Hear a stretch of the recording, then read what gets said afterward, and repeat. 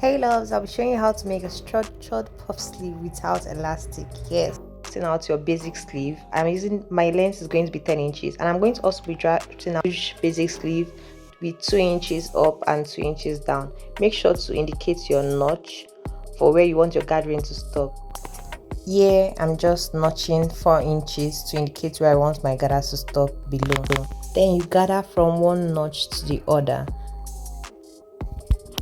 You can do this how I'm doing it, or you can just gather with a sewing machine gathering foot. After gathering, you join your basic sleeve and your gather sleeve. Remember, right sides facing each other.